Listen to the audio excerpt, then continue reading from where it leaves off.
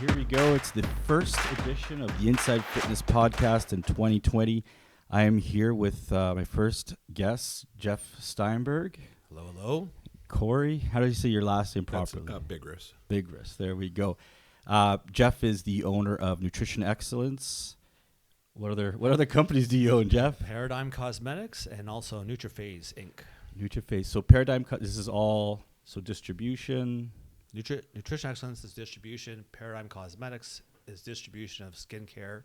And NutriPhase is a brand that I developed about 2.5 years ago that is also distributed by Nutrition Excellence. There you go. So this podcast is very long overdue. This will be probably our 8th podcast. Will go up. But the tricky part for me is when I know people, it's like I see this guy all the time. And it's like, hey, do you want to do a podcast? It's like, I come over, you have a drink, you just start chit-chatting. Like, we should be doing a podcast. So I finally said, listen, 2020, all the people that I know, and I've known Jeff, there's a lot of history here that I don't think we're going to be able to cover. Nor do we want to cover. Nor do we want to cover all of it. But, finally got you guys. I think getting you and Corey to come in is what really is going to make this happen. Corey, let's start a little bit with yourself. Sure. You just started with NutriPhase. Started with NutriPhase in May 2019. Before that, working with IFM I started there in 2000, so close to 17 years. So you're no spring chicken to the nutrition supplement industry. No, You've been around the block, so to speak. Big time. It was a great experience. How did you get into where did you grow up and all that? Let's start I grew up in the Mecca of Pefferlaw, Ontario, Canada. Pefferlaw. Pefferlaw. Pefferlaw? Yeah. And where is that? It's up on Lake Simcoe, so south end of Lake Simcoe between, you've ever heard of Keswick, Ontario? Yeah. Yeah, it's not there. But it's just about 20 minutes east of there. Okay. Was it like a farm or what exactly kind of? Yeah, you would call it farm country. Population? Yeah, there's no population sign, so my guess is it's under 1,000 people. Oh, wow. It was between a maple tree and a blue spruce. That's how you knew where Corey lived. The address, the red bar on the left down the street. No street lights, but we did have a railroad track go through town. So. Oh, wow. Okay, so when did you move out of there? Yeah. When I went to university, I went to Western. Western? Yeah. What'd you take? Chemistry. Oh, no way. Yeah. Chemistry. And then how did that, so you took chemistry and then what was your first job? IFM. Really? Yeah. Came right out of school. This is 2000? Yeah. I worked with IFM in the late 90s, so they were up probably in Brampton or close to Mississauga, Brampton. Yeah. And what was your job? I was in marketing. Marketing? Yeah. I was writing a lot of the content for your advertorials that showed up in Muscle Mag and some of the other stuff that showed up in Muscle Mag. Yeah, and people listening, Muscle Tech is obviously one of the biggest Canadian supplement companies probably ever, I would imagine. And you were there in those really, huge. Those were really big years too, because you've probably seen them grow. When I was at Muscle Mag, I saw them grow quite a bit. So you must have learned a lot. Big time. It was definitely a massive education in marketing and supplementation. We were there. Probably some of the smartest people I've ever met have been through those doors. Oh, nice. And then how did you guys connect? What was the... He wanted to work with the smartest person in the industry, so he contacted me. No. Yeah, Surrey? Surrey. Who's the smartest guy? It's just one of my sales reps, Rich Gunhouse, formerly of ILB as well, mentioned that we were looking for a brand manager for NutriPhase, and I wanted someone with experience, in the industry, in the supplementation, but also in different categories, not just specialty, but food, drug, mass, and different avenues, also international. So he referred Corey and I to have a chat, and that's how it all began. Oh, cool. So Jeff and I go way back, and I'm going to tell you this story here because how many times can I tell him the story? He was there. I always like to start, like I said, I usually like to start podcasts with how did we meet? What was your memory? I know my memory, but I'll let you start, Jeff. My memory? Yeah. I was Can you with remember? a company. Yeah, I remember.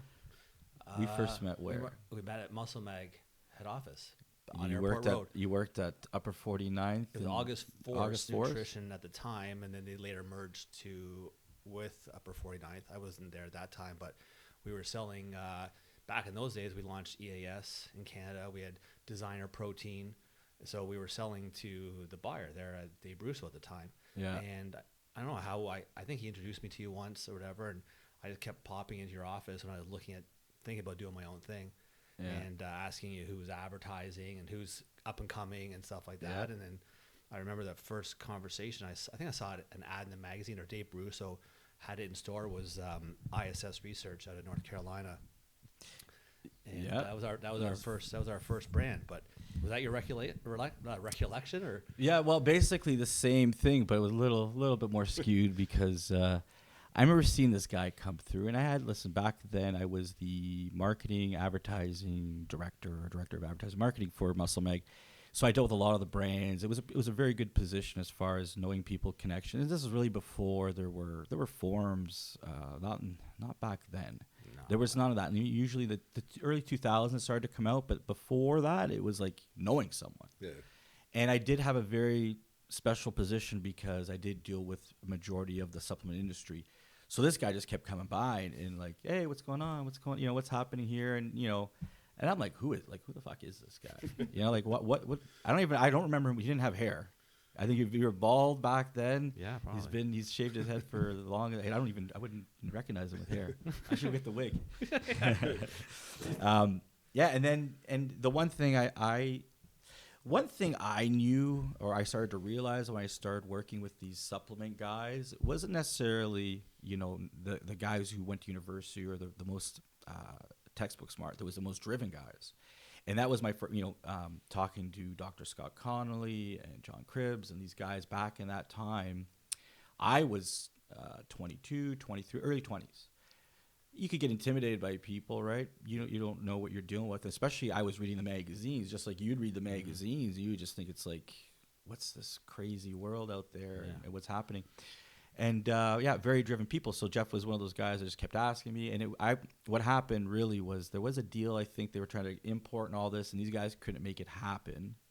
And I'm like, hey man, this guy Ron, he's a really cool guy, and Ron was very aggressive when it came to marketing. People don't realize this when it comes, I think, to business. They just think brands like Ghost and Oh Yeah bars and all these one bars just showed up. Yeah, they may be super popular now, but at one point they were very driven. So Ron would buy all the premium space. He's a very charismatic guy.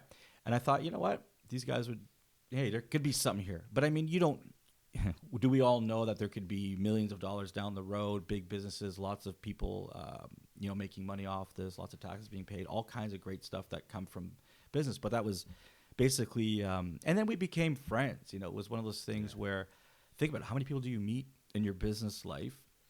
I mean, geography-wise, we're pretty close. Yeah. And then, you just kind of get along with someone. But, I mean, I had nothing to gain. He didn't have anything to gain. It wasn't like, oh, I could sell this guy advertising or any of this stuff back then. Mm-hmm. And it was just, I always just felt, why not? If you help someone, you never know where things come. And that's exactly this story. Because when I started the magazine, I worked at Muscle Mag. I did that. I went to work for another company. I never said, Jeff could tell you because he's talked to all the time, never said, oh, I'm going to leave this to start I could do better than these fuck guys.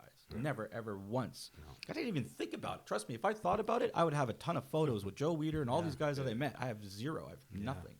I had one photo published in Muscle Mag in 8 years. One photo. Wow. So anyway, where was I going there?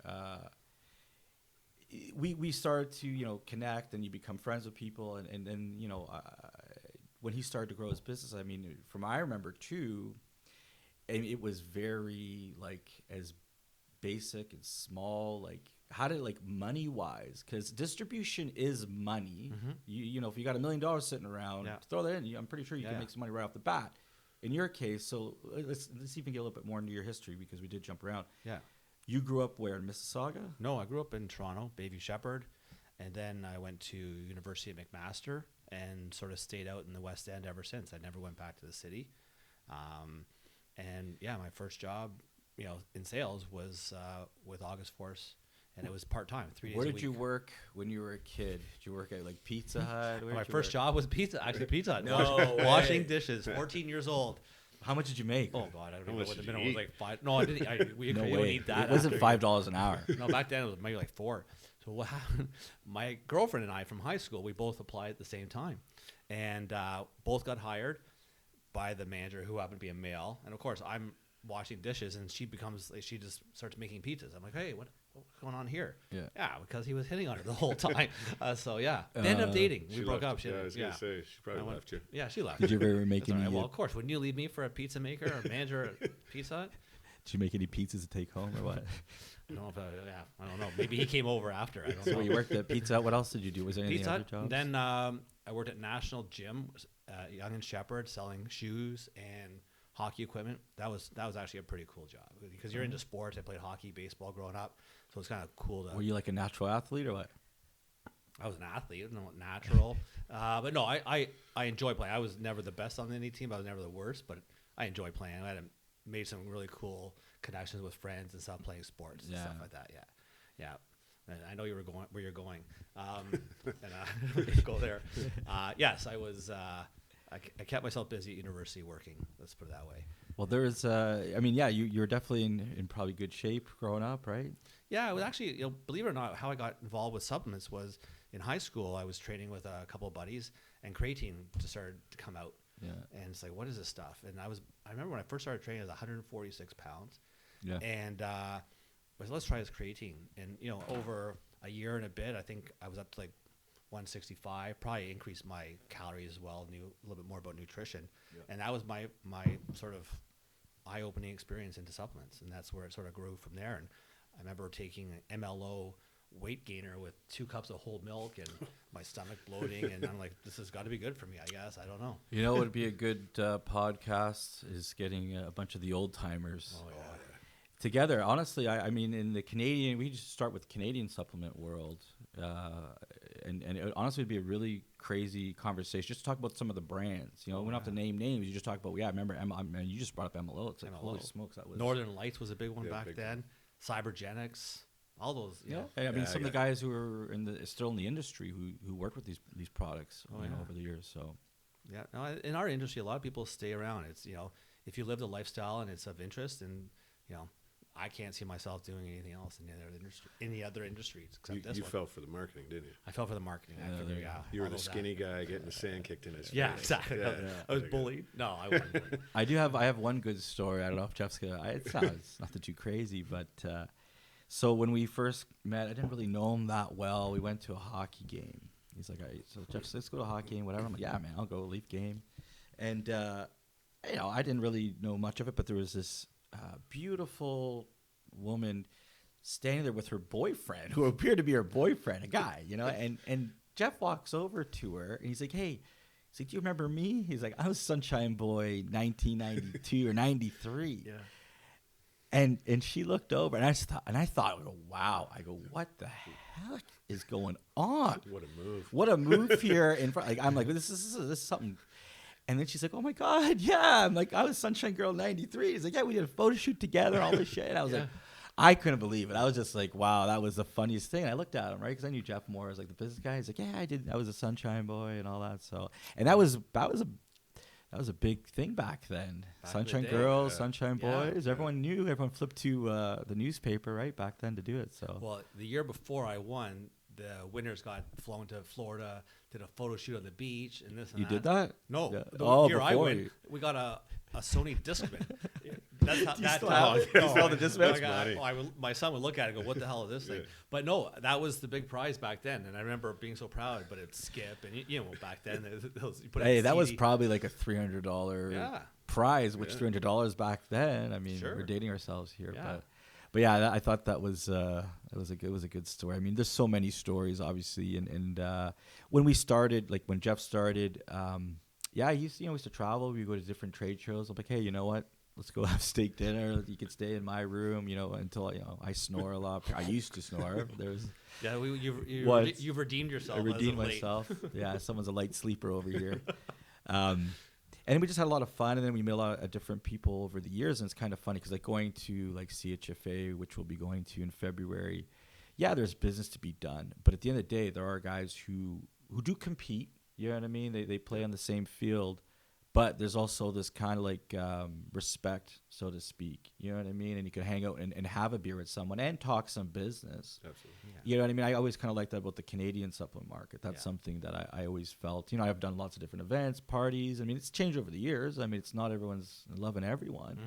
But, you know, I kind of think the direction of the market, where it's going, I think there's going to be more distributors, you know, or there's probably going to be some more of them. There's going to try to be. I mean, we've been involved in the industry, and like you've been around for quite some time. Yeah. That was the early days. And let's be honest, I think there was a point where you could put something in a bottle and you'd be like, hey, GNC, or hey, whoever it was, do you want to buy this? We're going to run ads in Ironman, Muscle Mag. And you're like, okay, yeah, it's creatine, other whatever, right? Innovation wasn't that great. I mean, but people were getting their product out there just because there was a lack of supply. Now I think it's quite the opposite.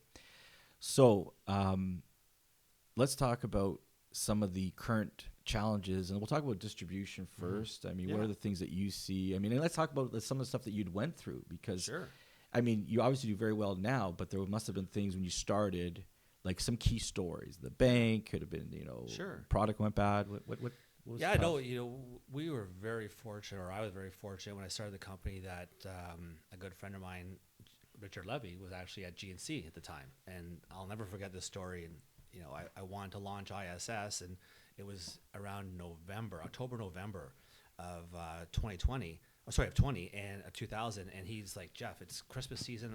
I can't list this stuff now because all these massagers are coming in and I don't have room. I said, you got to do me a favor. So he ended up listing the ISS powders, the gainer, the whey. And at that time, we had a bar called Pro 42 grams of protein in a bar. And we actually got it listed at GNC. How much did that bar weigh? Oh, that must have been a brick. Pro 42. That's pretty heavy. Yeah. So that's how it all started. It was getting my foot in the door at GNC and building that relationship with them, which I had with Richard prior. You saved your money up in school? Like what kind of stuff? Obviously, not to get too, you know. Yeah, I was able to fund it through loans and stuff. And then what happened when you grow a company fast, you know, receivables and payables, you know, receivables become very important. And then with GNC paying in 30 days, and I needed to get more product, funding was hard to do. So what I did is I factored. And what a factoring company is basically is they look at your receivables and they say, okay, we'll give you 80% upon invoice and then 20% when they pay. And they actually handle the payment.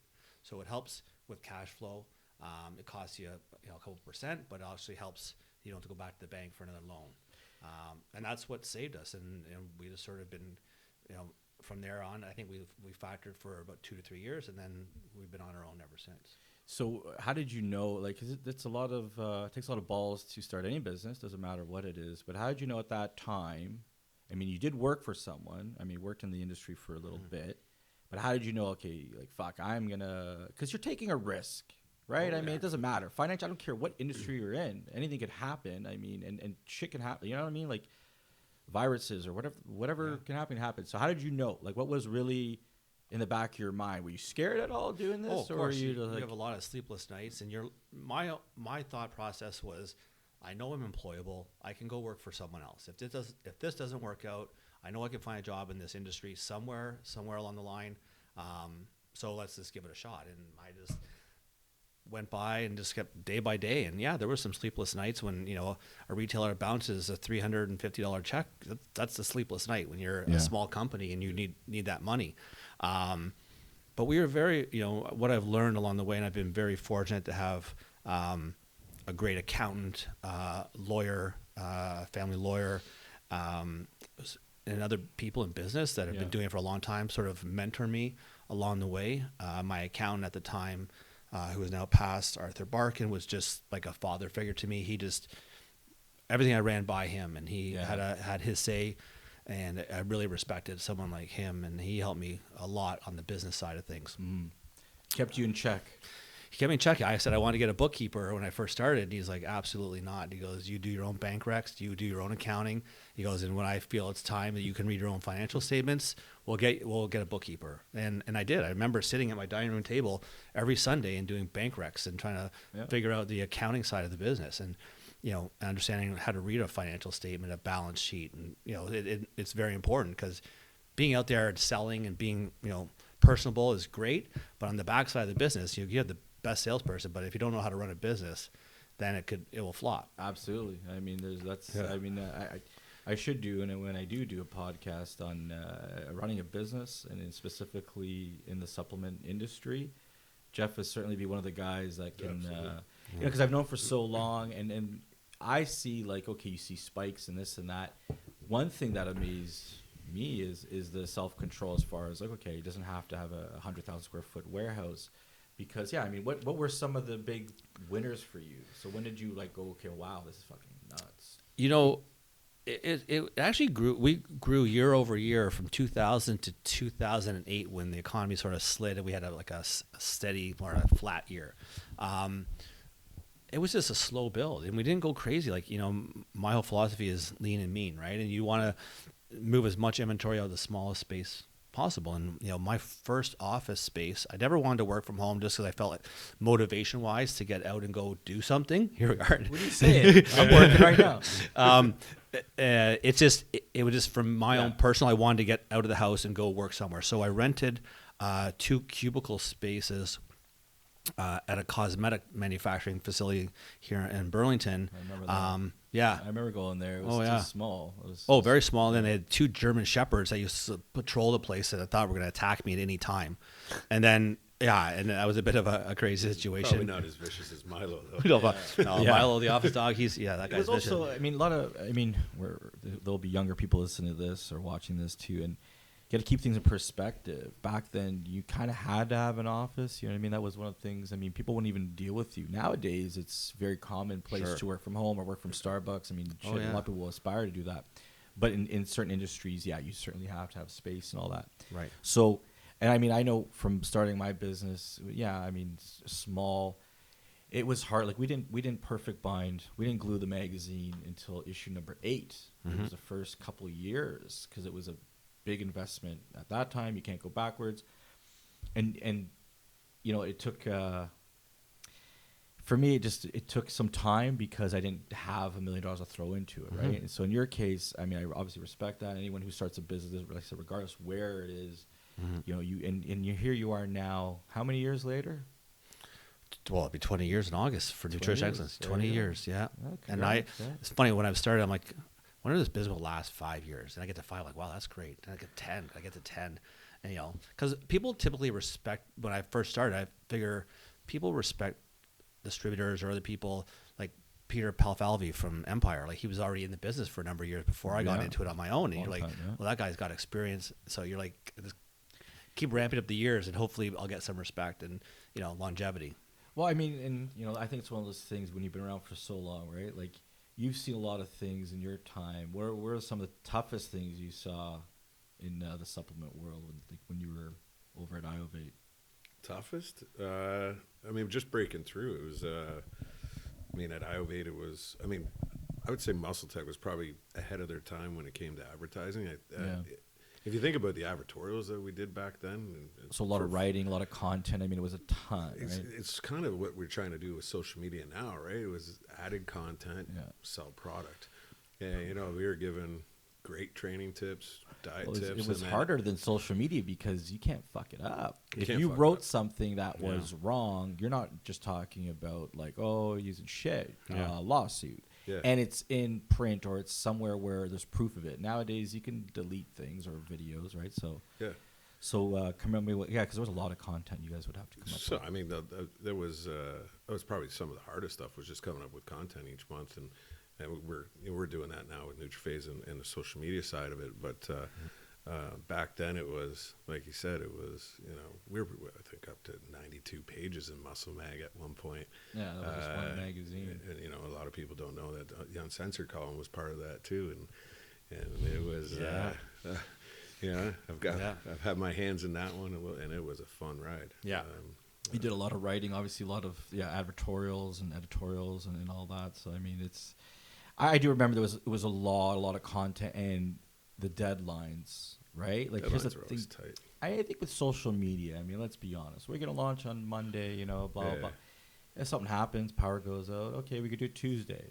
where when you're, back then there was things that you had to get it to FedEx to go. Remember, you probably remember driving around a lot. I remember driving there to was Muscle a lot of Mag, driving. Yeah. Well, and that was the thing too. When I worked at Muscle Mag, we had retail stores, right? Yeah. So it wasn't just a magazine, and I mean, I think their FedEx account was, it was like hundreds of thousands of dollars that they would spend on film and all this stuff. Like even running like a business back then, you know what I mean? I think I was talking to, he wasn't really my boss, but he's someone I worked with Gino, with Johnny Fitness last week.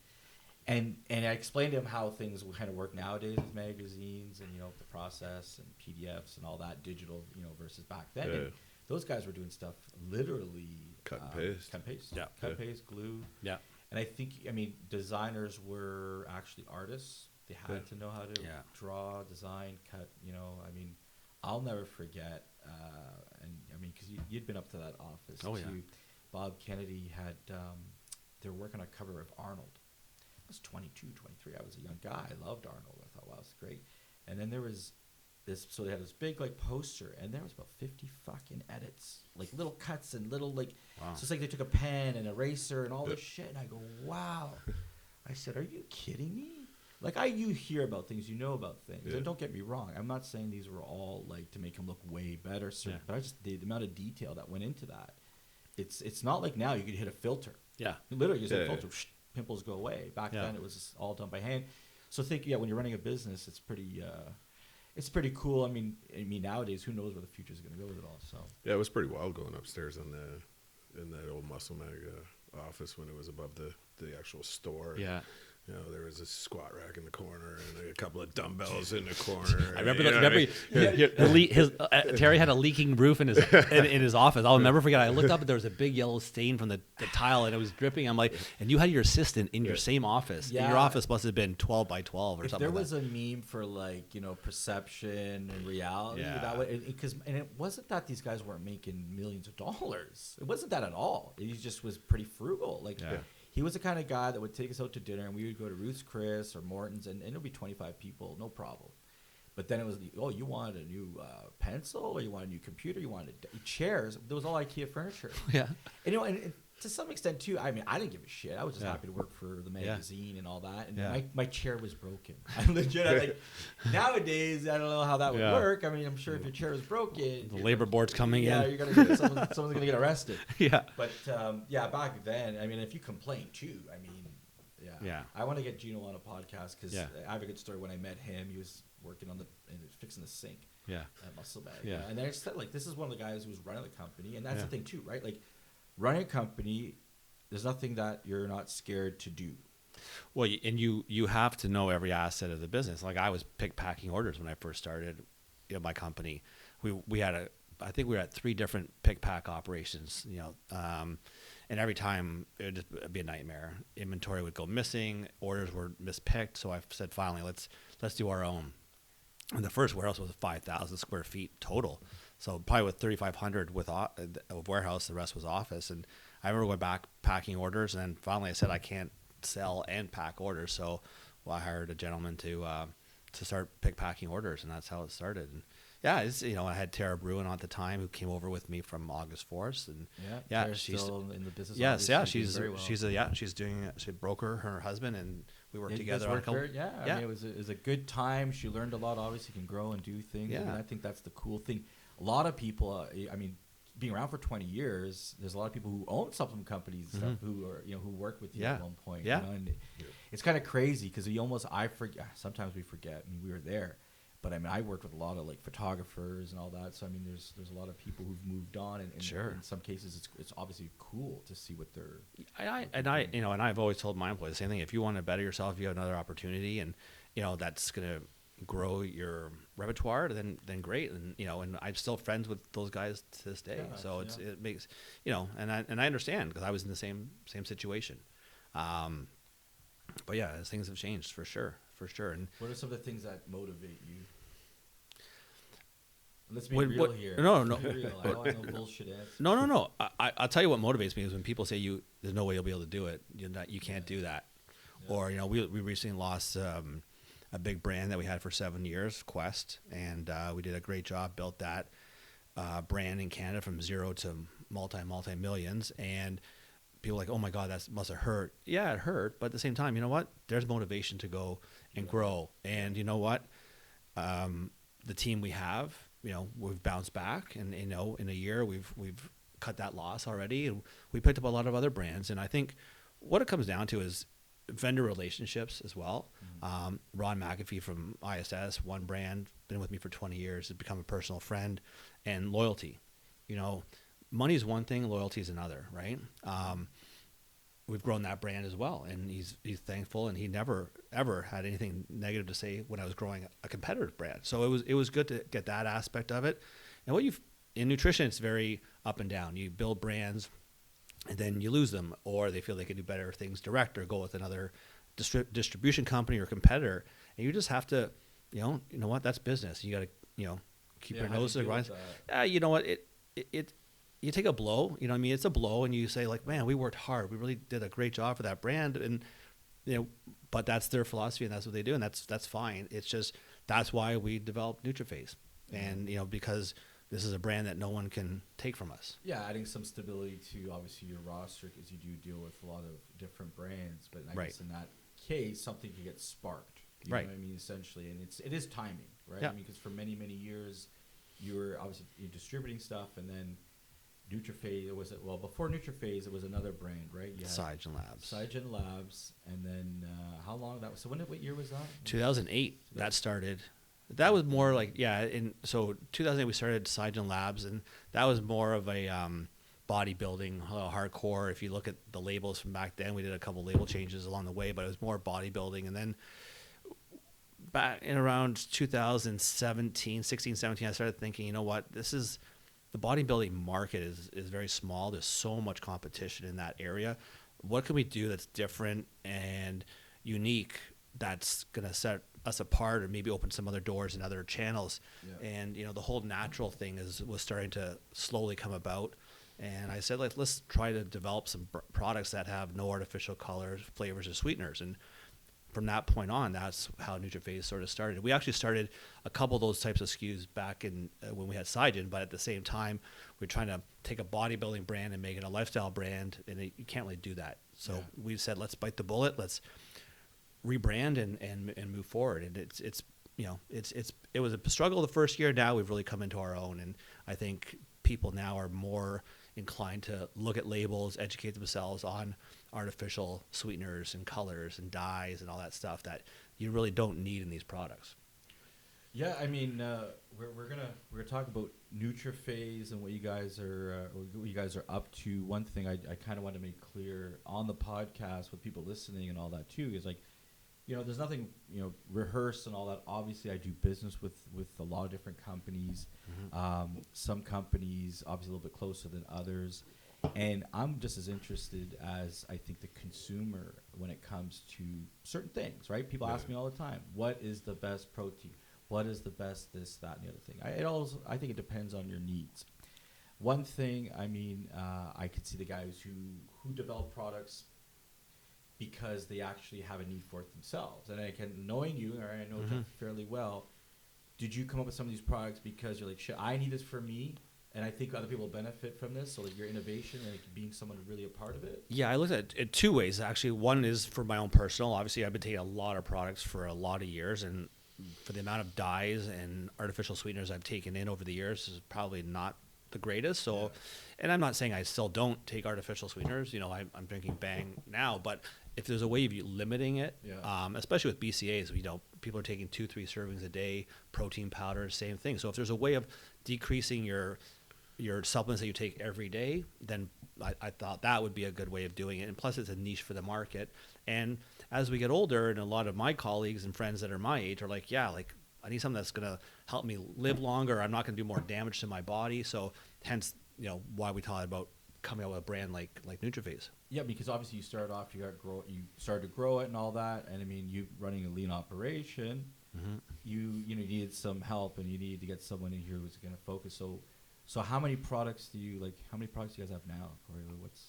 A lot. 11? Yeah, 11. And we have 9 flavors of BCAAs, for example. Yeah, the number of SKUs is a lot. Yeah. Yeah. So like I was kind of even saying earlier, I want people to understand. I want to have a conversation about the products and really be truthful and why we're here. Obviously, people, we do business. We have to promote things. I think that's the key thing in life. You have to create awareness. Right. Social media and all this stuff, it's made people lazy, and I respect Jeff. You guys have done things. They support us on the print side of it. We're doing more digital stuff. There'll be contests. Great to see the line growing, innovation. You have some new stuff that's coming out. We just launched, obviously, the Clean Fats cluster. Yeah. Peanut Butter Cup, I called it. Yeah. And the response has been phenomenal. We saw there was a need in the marketplace for another like healthy fats type of bar for people that are either dieting, like doing a keto diet, or ones that are restricted their carb and sugar intake. And it was a long time in the works, and we nailed the first flavor. Response has been phenomenal, and we have 2 other flavors that we're just sort of reviewing and signing off on now that should be out in the next 4 to 6 weeks. Yeah, I remember going to the office. I don't go there too often. I mean, I will now. But and Jeff going, here, try this thing out. And here, I think is the one thing I think in any good relationship, it's kind of like no holds barred, right? I don't want you to tell me, man, does this shirt look okay? No, man, you look fat in that shirt. You should change it. Be honest.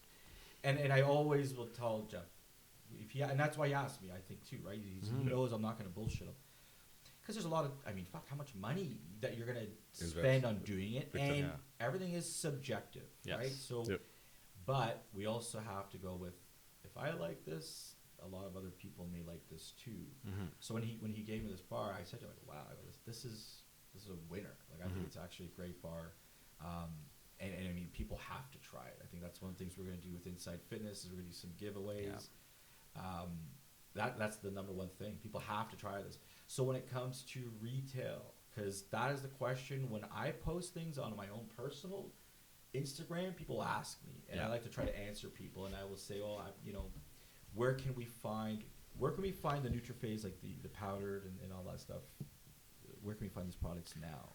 GNC carries it. GNC, Popeyes, Supplement King, Loblaws, Portino's, Supercenters. And then the peanut butter cups, or the clusters, I guess. Cause I can't call them peanut butter cups, but the clusters are they full? Like, where can they just launched about 2 weeks ago, so we've got listings at Popeyes, so they're bringing them in now. Supplement King will have them mid-February, and then showing them around to other retailers as we go. So we have the independents bringing it in.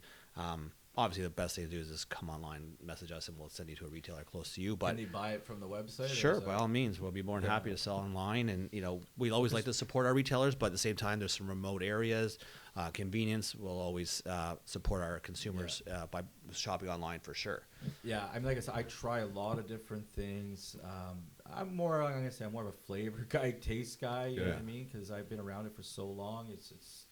And when it comes to like protein bars and all that, I mean, there are some clear ones where I'm like, wow, this is, and I think you guys obviously have a winner here on your hands, and hopefully you guys will be developing some more flavors and more, stuff like that. I haven't been addicted to a bar since the original Mesotech peanut butter bar, so this one's got me hooked.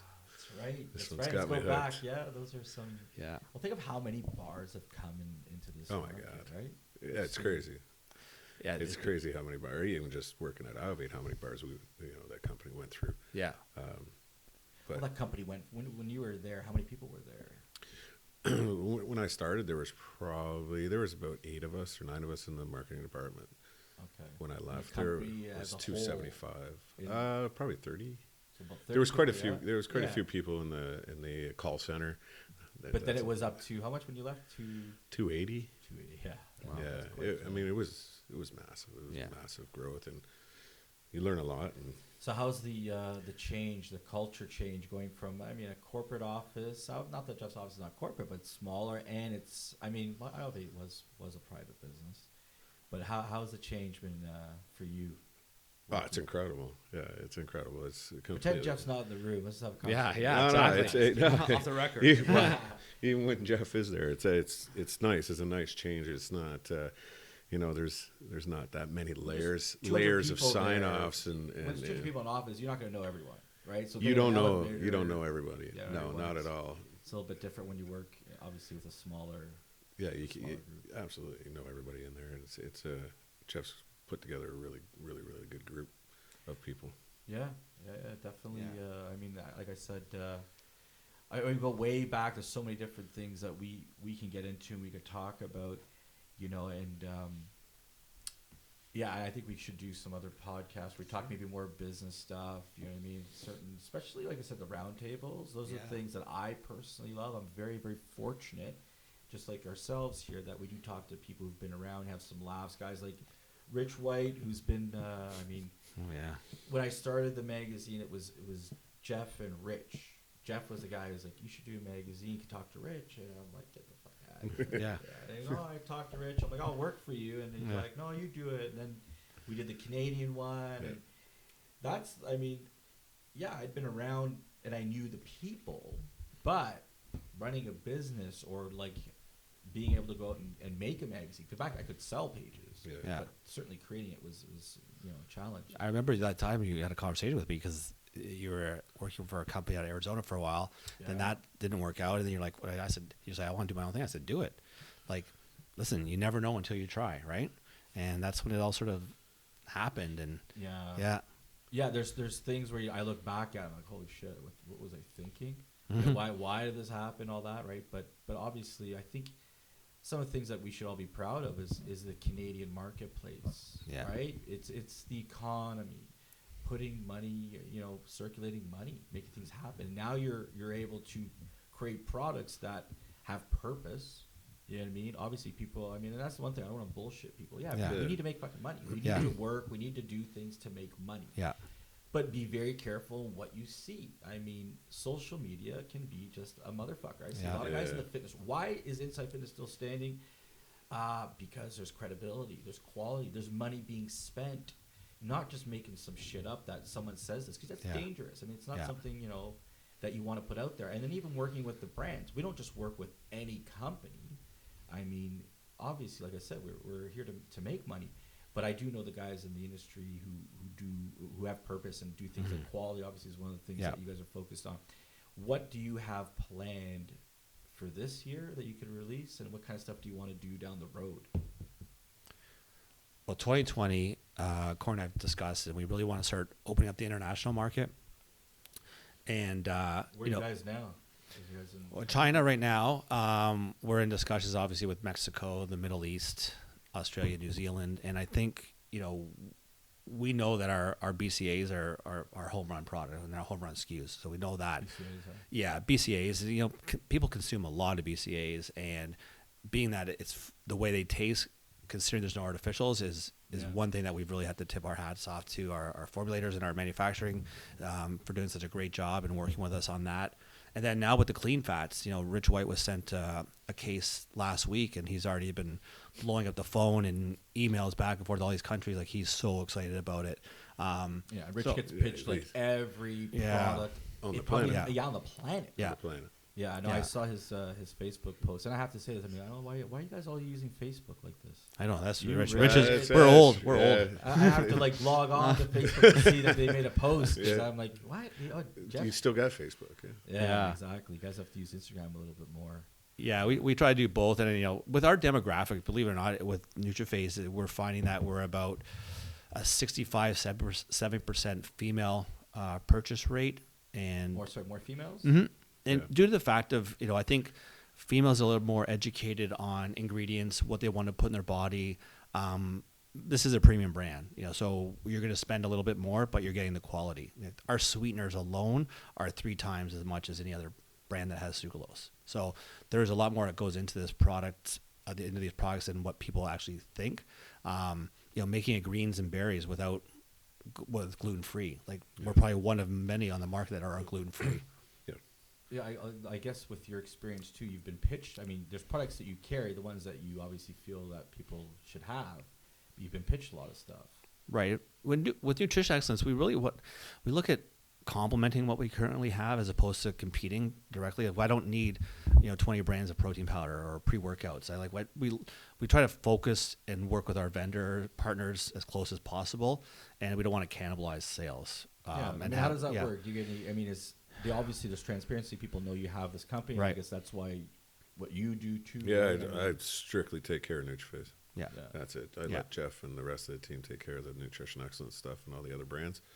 And my main focus is just building this brand and for Jeff and the crew, and making sure that it's everything he wanted it to be when he started it. So, how many more products do you think this year, or is that like you don't know? It's really hard to say. We're going to definitely expand on the clean fats selection with flavors. Hopefully, have 4 out by the end of Q2, the latest. And then we always reevaluate. Is there a new flavor BCA we should be coming out with? There's and we know now in our industry, functional foods, healthy snacks is where it's at. So we'll probably look at developing some other stuff in that category. I'm learning quickly that these types of snack items are a faster mover than a protein, and because there are people that aren't into proteins and pre-workouts and BCAAs that will take a clean fats cluster to work, or a snack in the car type of thing. So, and being able to get on shelf at various retailers is a lot easier with a cluster as opposed to a 2-pound tub of protein. Yeah, well, I was gonna say your best sales pitch is send them a box, or I was gonna say send them been. one bar. This is what I would do. I would send all these guys all over the world. We're giving them bar. 2. Yeah. And say, if you want the rest of the box, you got to give me a call. And I bet you get a lot of people doing it. I mean, it's true, right? I mean, bars and the stuff that you can eat. I mean, functional foods is growing. Is that you guys are looking to grow more? Yeah, we're looking to grow more in the nutrition phase, that category, and also nutrition excellence. We've brought on brands like Smart Tarts. They're like a Pop-Tart with protein. Zanevo, which is like an actual cup, 3 cups with protein in it.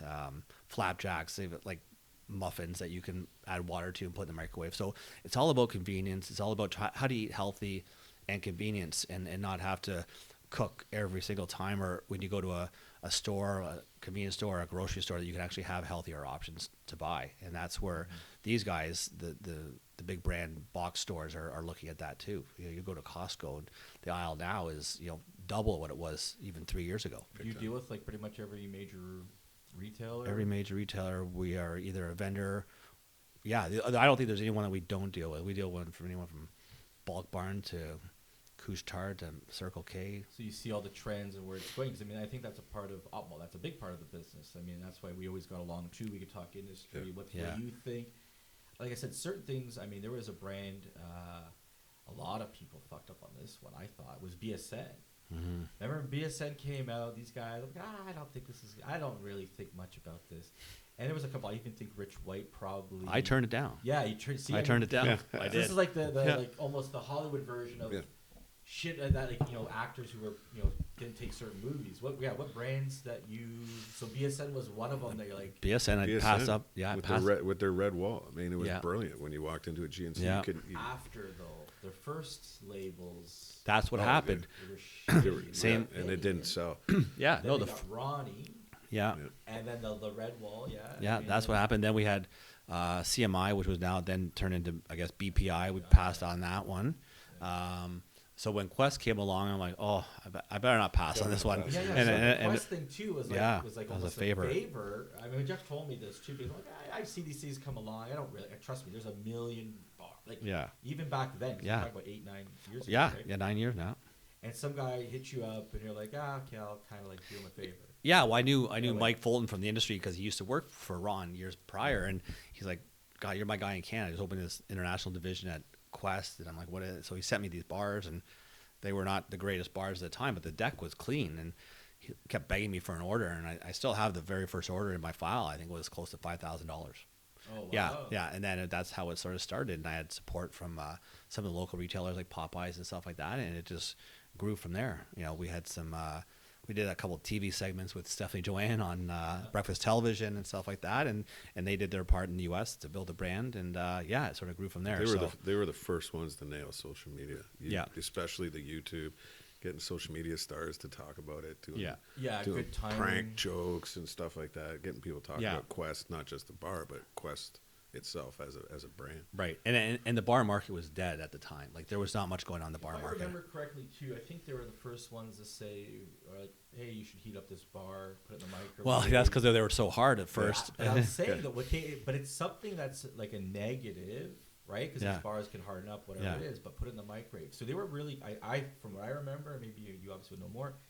they kind of hit that one, and people are like, fuck, this is amazing. I'm like, oh, yeah, of course, you're right. Yeah. Go heat up a donut. Yeah. It tastes better. Yeah. A lot of things are better. Exactly. And then, yeah, they exactly did a lot of things. Timing, they had a lot of people back then. And so, yeah, I mean, there's brands that obviously you get home runs. People think that you hit grand slam, and that did not happen over. No. That was, it took about 5 years to get to the point where we were at our peak with that brand. But yeah. Now, but in today's market now, too, because like working with, like, say, One Bars, because One Bars, they had been around for how long? They're around the same. I think they came out about a year and a half or so after Quest. Yeah. So. And they sold for quite a bit of money. Yeah. They made a really good deal there. I could only see that getting actually bigger and better, right? Yeah. In that regard. So. And the good thing about our industry is, when people leave other companies, in the U.S. especially, there's a lot of salespeople that flip-flop from company to company and stuff like that, but they always remember Nutrition Excellence in Canada. So, we've had guys that were with Quest that are now at other companies, and first call is to Nutrition Excellence, can you carry this brand in Canada? So networking that way, and although we don't have that brand anymore, it did build a lot of relationships with people that sort of knew what a great job we did up here, and they would like to mimic that with their brands. Yeah, there's so much we can get into here. We're getting close to that point where I gotta close this one down because like I said, there's a lot here. I really appreciate the time, guys, and Jeff, thank you. I can't wait to see what you guys are gonna do, especially like I said, the clean fats. This is amazing. We're gonna do some contests. We're gonna do a lot more, I think, this year with this because, like I said, I think we got to get this in people's hands. Okay, but before we leave, I want you. This is a new flavor. Crack it open. Have you tried this flavor before? Have you tried anything other than that? No. Only this part. Okay. So this is brand new. What is this one? You tell me when you try it. Let's see which camera I have. All these cameras. No labels. See if I'm even recording, but let's see. Oh, wow. Sure, that sounds good on the microphone. Oh, yeah, that's right. This looks like almost like reverse Oreo. Like a snickerdoodle? Maple walnut. Maple walnut. Really good. That's the one thing is the texture and the flavor. Unreal. Really good. Thanks. All right, guys. Thank you so much. Thank No you. problem. Thank you. Okay.